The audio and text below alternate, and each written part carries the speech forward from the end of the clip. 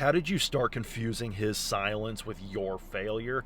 It was probably when you decided that his emotional withdrawal meant that you'd done something wrong.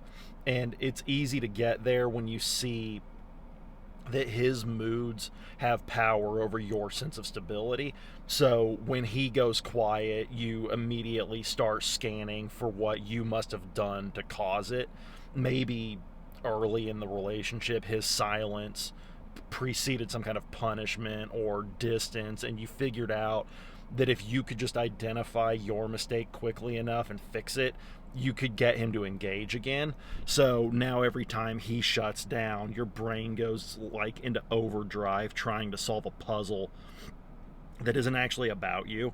You've made yourself responsible for his internal state and convinced yourself that if you were just better at reading him or saying the right things or being less of whatever he seems to need less of, he wouldn't retreat. What you're actually doing is letting him train you to believe that his refusal to communicate is somehow your fault instead of his choice. The reality is that his silence is about him, not you. It's his strategy for managing discomfort or avoiding conflict or punishing you for something he won't articulate. But you've internalized it as feedback about your inadequacy because that gives you something to fix, which feels more manageable than accepting that you're with someone who handles difficulty by shutting down and leaving you to spiral, trying to figure out what went wrong.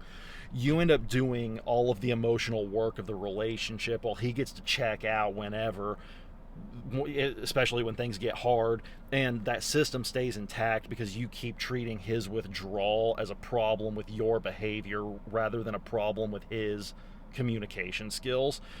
You're going to break that by recognizing that you can't fail at someone else's emotional regulation. If he's upset and won't tell you why, that's information about his capacity for partnership. It's not evidence that you've somehow violated an unspoken rule. Stop trying to decode his silence or fix whatever you think you broke, and start expecting him to use his words like a big boy.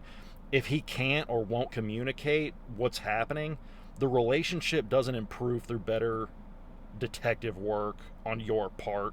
It improves when he stops using withdrawal as a weapon and starts showing up to actually work through things. And your job is really to stop rewarding the silence by treating it like something that you caused.